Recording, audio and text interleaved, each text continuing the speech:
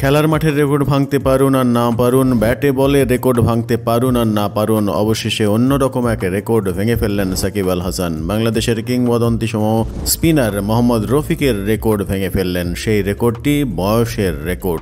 চেন্নাই টেস্টে বাংলাদেশের হয়ে এই রেকর্ডটি ভেঙে ফেলেছেন তিনি। ৩৭ বছর ১৮০ দিন বয়সে শনিবার তৃতীয় দিন খেলতে নেমে এই কীর্তি গড়েছেন সাকিব আল হাসান।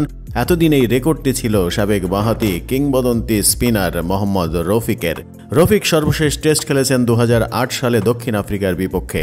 বিশ্ব ক্রিকেটের সবচেয়ে বেশি বয়সে টেস্ট খেলার রেকর্ড উইলফোর্ড রোডসের। ইংল্যান্ডের এই খেলোয়াড় ১৯৩০ সালে ওয়েস্ট ইন্ডিজের বিপক্ষে টেস্ট ম্যাচ খেলার সময় তার বয়স ছিল ৫২ বছর। আধুনিক ক্রিকেটে এই রেকর্ড পাকিস্তানের মিসবার। ৪২ বছর ৩৫১ দিনে টেস্ট খেলেছেন তিনি।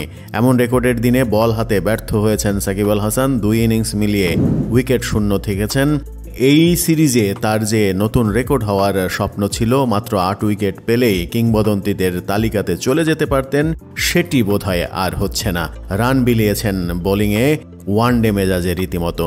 প্রথম ইনিংসে ব্যাট হাতে করেছেন ৩২ রান। এরই মাঝে আলোচনায় এসেছে সাকিবের আঙুলের অস্ত্রোপচারের ব্যাপারটি। আঙুলে নাকি অস্ত্রোপচার লাগবে। শেষ পর্যন্ত এই টেস্ট খেলতে পারলেও দ্বিতীয় টেস্ট আর খেলতে পারবেন কিনা সেটি নিয়ে তৈরি হয়েছে নতুন সংশয়।